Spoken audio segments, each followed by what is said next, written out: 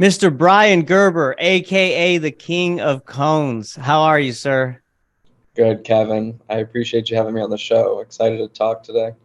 Yeah, I'm really excited to be talking with you too. I mean, before we started recording, I'm gonna start with that staggering number, 1.2 billion cones per year from the HARA brand, man. That's pretty impressive. Thank you. Yes, no, it's been a wild journey, as I was mentioning earlier, and yeah, no, we found a very interesting, step function opportunity in our growth plan, and took advantage of a market shortage and grew like hell, and just delivered on, being more of a solutions partner approach to the industry as opposed to a one size fits all. And we just gained probably over 30% of market share in 2 years. And, fast forward, we've been doing cones now for about 5 years, and it's expanded to the whole pre-roll category. So not just like traditional cones, but your glass tipped hemp blunts, for the infused connoisseur market. Uh, you know, the whole category, we're able to help companies, MSOs, brands alike figure out exactly like how they're going to get this done, whether it's from filling equipment to automation to, you name it, we help. We have a lot to dive into. Before we do, I want to just get a sense of your background, Bryan. So, where did you come from? Have you always been in cannabis? Tell us your journey or your truth. For sure. So I went to George Washington University in DC. I studied accounting and information systems. Originally, I thought I was going to be pre-med, but then I didn't get that good of grades in biology one. So my dad told me I either had to retake them or to go to US med school or switch to accounting. And I said, okay, maybe if I know what a good business looks like, that's probably good enough, right? Uh, I graduated 2015, and I started originally Hemper about a week after. So we walked across the stage May 18th, June 1st. I was live on Shopify. And the first venture into this cannabis industry was Hemper.com, which was a discovery outlet, kind of like a Dollar Shave Club for discovering new smoking gadgets, kind of replenishment aspects as well. 6 months after we launched that, we came up with like a guest curated concept, kind of like a smoke like Snoop Dogg. And so we started working with originally popular YouTubers, and then it moved on to like hip hop artists and other Wait, celebrities. sorry, smoke. So it's like a smoke like you. So you mean like you mimic whatever brands or how these celebrities smoke and you So emulate those, or? we would reach out to someone like Snoop Dogg. We would say, hey, do you want to curate the items in a box 1 month? Kind of how you Oh, nice. couch. And then people started, so we went from like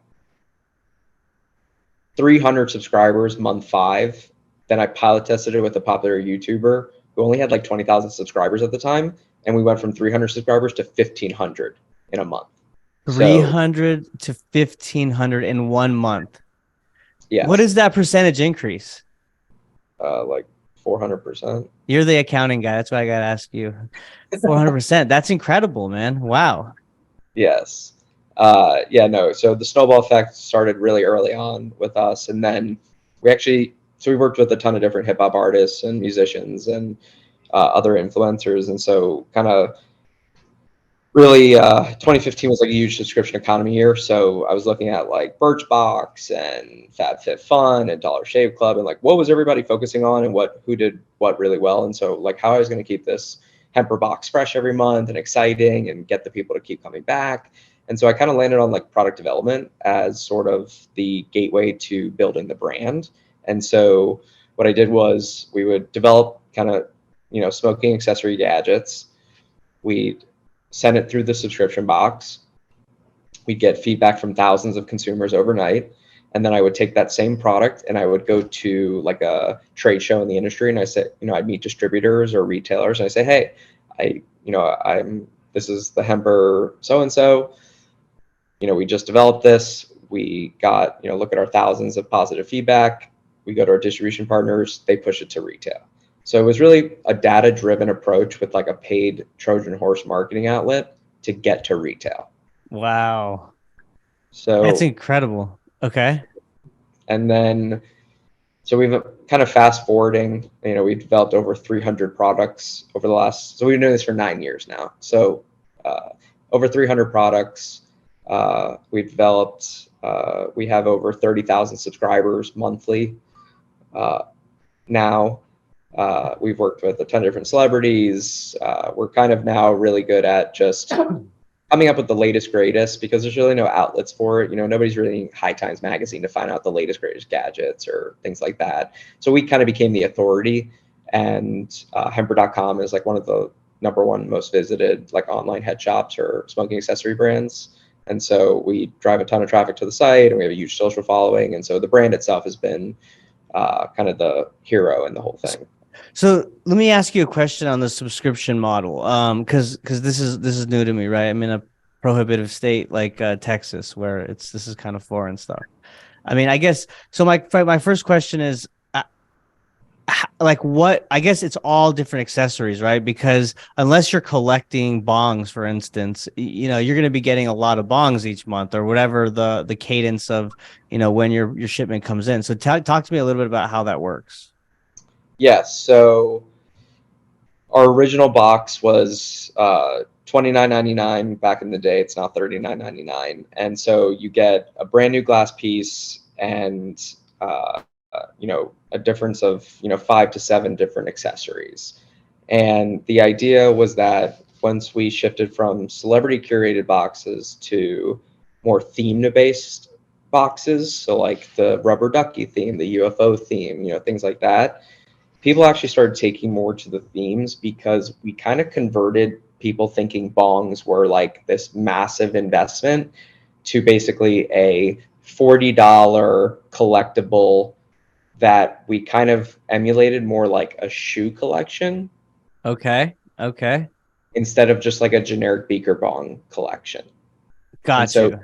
each piece is unique, different themes. And so, they kind of just make you smile and you don't know why. Well, I gotta say, I saw the UFO bong, and I'm a fan right away. I'm like, if that is what'll get me to subscribe. I need to get my hands on that because I've never seen anything like it, and I'm Yeah. obsessed with UFOs and all that stuff. So yeah, I totally get what you're saying in terms of people being attracted to the themes. Yep. And then about 3 years into Hemper, uh, every 3 years we kind of have added this new step function opportunity. And so we were supplying a lot of the big packaging companies with like glass and accessories to sell when their business model was more direct to dispensary. And there was this interesting opportunity with Kush Bottles, which is now Green Lane, where they had a ton of orders with Raw and Futurola and a couple other brands, and nobody was really delivering because lead times were like astronomically long, so like 15 plus weeks. And Wow. so RJ, who's one of the business partners and my college roommate from GW, is Indian. And I don't know if you know this, but all cones in this world are all handmade. So you need a labor arbitrage to produce. So there's only like 3 places in the whole world you can do this, like Indonesia, India, and probably China. And so RJ went over halfway through 2018, and about 90 days later, we set up our first facility. Went back to all the packaging companies we were selling glass to and said, hey, we're now cone manufacturers. Uh, we can buy cones. And so we walked out, first purchase order was like $500,000.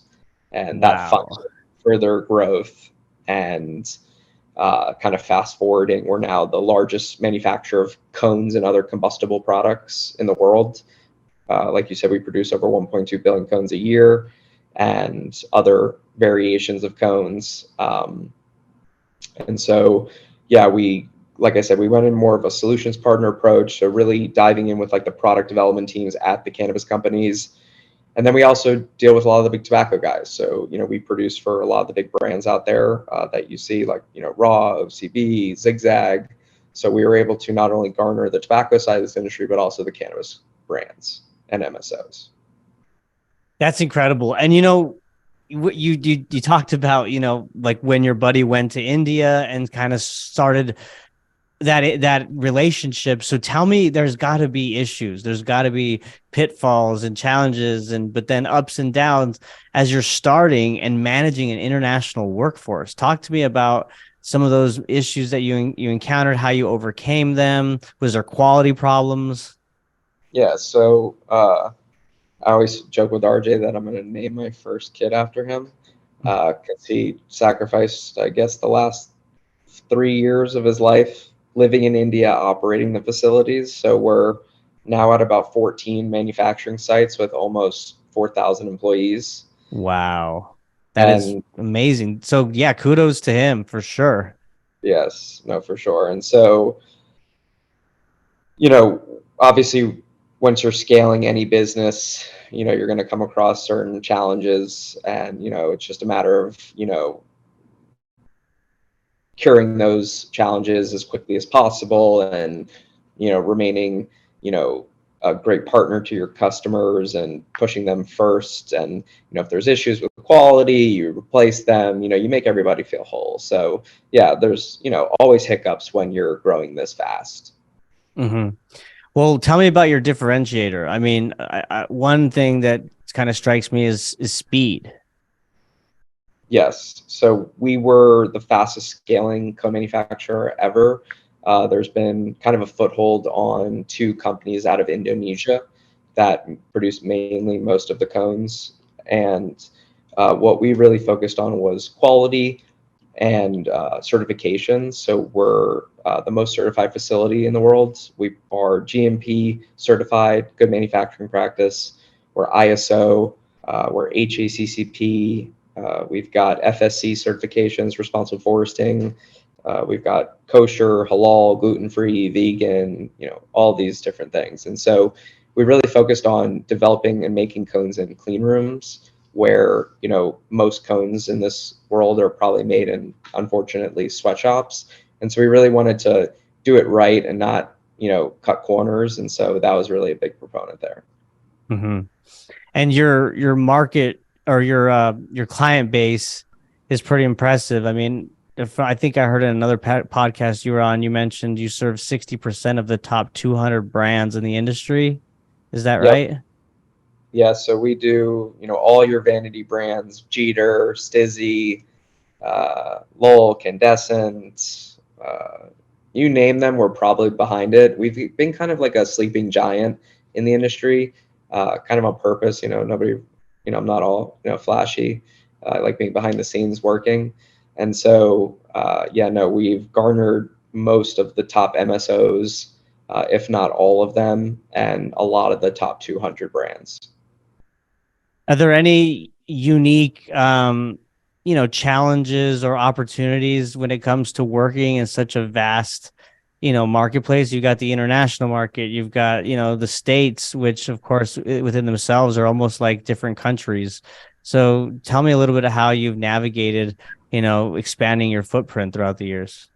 Yeah, I think the biggest challenge with the different states is honestly just the different testing requirements on, pesticides, heavy metals, things like that. Every state's different. For example, Missouri's got the lowest LOQ amount for, I think it's, heavy metals. And so like we have to be very careful, using, stainless steel parts and, making sure there's no contamination along the way. We got away from plastic straws really early on and went to paper straws due to possible plastic contamination in the cones. Things like that. You just have to, through trial and error, and as you grow and scale, you learn new things. And I think probably I would go back to the testing requirements is pretty much the hardest part about getting into the states. Hmm. That makes sense. I want to get your thoughts on the current economic climate. I mean, it's obvious that the industry's been hit hard along like others, but cannabis, especially due to just the added regulations, right, and restrictions that are put in place for these operators. So how has this current economic climate impacted HARA in any way? And what are you doing to pivot and kind of, weather the storm, if you will? For sure. Yeah, no, it's definitely unfortunate that the capital markets are super dry right now.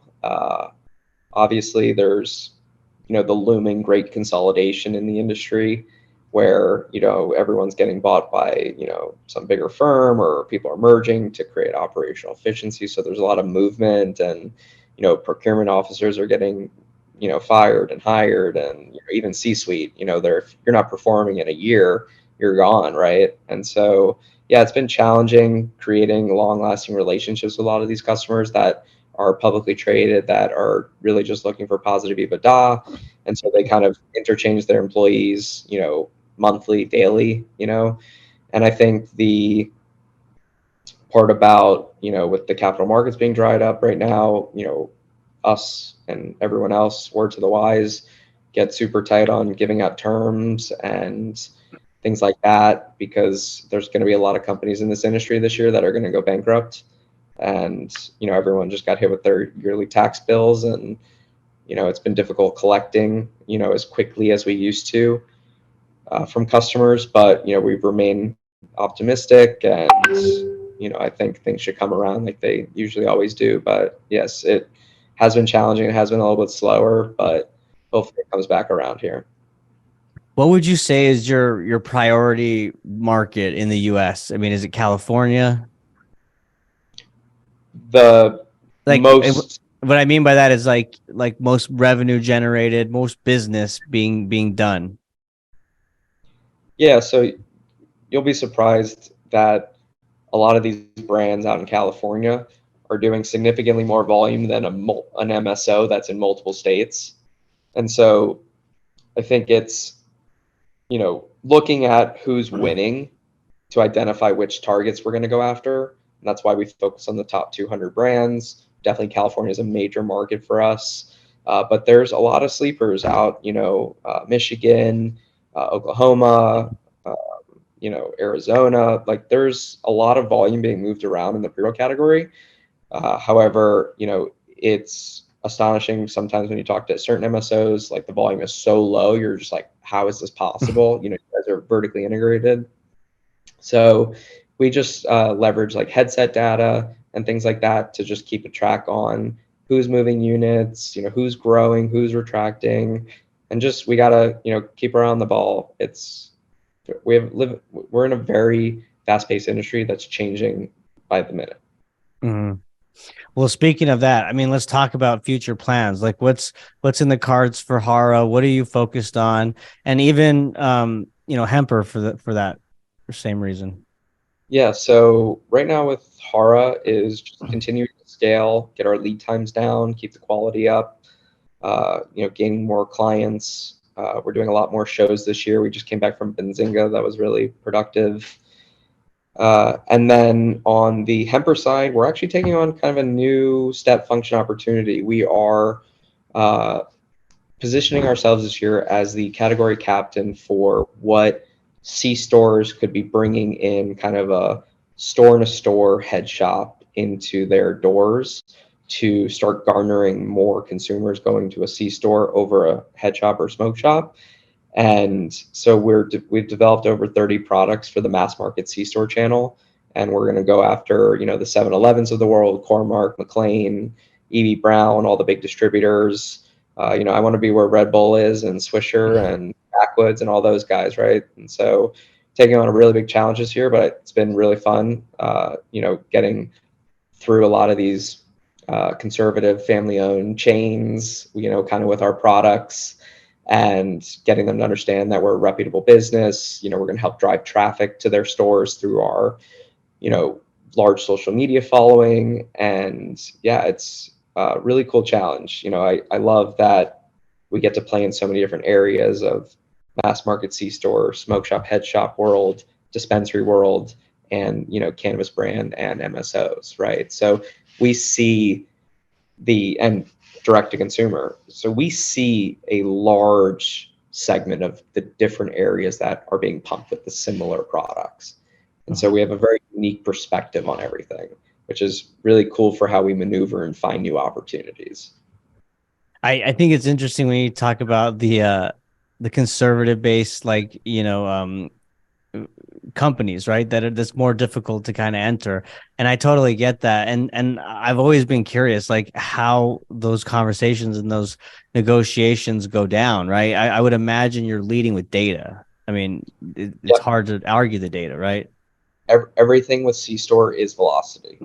So we are developing products that are, centered around cannabis use, non-tobacco use, and we are day by day convincing a bunch of people that they need to adopt a new set of products in their back bar or on their front counter because legalization is not stopping. And I think the C stores are identifying through various regulations like tobacco flavor bans that they're not able to sell the Swisher Sweet, especially in LA County right now, major flavor bans going on, and half the back bar disappeared 4 months ago. So it's a lot of retailers looking to figure out where that revenue is going to go and who they're going to bring in to fill that void. And so we are, like I said, entering that category as hopefully the captain, and we're going to help guide a lot of these major C-store chains into what we are calling, the green zone opportunity in C-store. So, yeah. I mean, that's a huge opportunity that you're talking about, you're going after. Is there any others that's worth mentioning as we talk about future plans in the industry? That's pretty much consuming my every moment. I get it. I get it. No, no, no. And it's good to be focused and almost maybe obsessive on one thing, right? So you can really do the Yeah. best and have the best outcome as opposed to having a lot and doing it mediocre. Yeah. So, What I do is we identify these step function opportunities. I set them up. I go out and do the initial sales. I get the sales team behind it, and then I fall off and go build another opportunity and another revenue stream. So that's like we're vertically integrated here, so we're able to, and we're in our headquarters in Las Vegas, so the whole team's here. So it's really easy for us to work from a product development to a marketing to a sales, just conjointly being on the same page all the time is able to move faster. And we have very little red tape here. So if we make a decision at Monday at 10 a.m., it's implemented by Monday at noon. right. Makes sense. It's a super efficient process and what you've implemented there, it's great. Bryan, what else have we not covered before we wrap up that that you want to leave the audience with? Uh, we'll be at Hall of Flowers next week in Santa Rosa. We're recording on April 27th. This may air later, but okay. Talk about yeah. Uh, yeah. Uh, that's pretty much it, I would say. That's all you got. Yeah. Well, I appreciate your time, Bryan. This was really informative, super, impressive with what you're doing at HARA, as well as Hemper. These are great, companies that are truly, making a mark and expanding their footprint not only in the U.S. but even outside internationally. So I look forward to watching your continued growth and success, and would love to have you on in the near future. Thanks, Kevin. I appreciate it. Would love to come back. Awesome. And thank you all for listening, everybody. Until next time. Bye.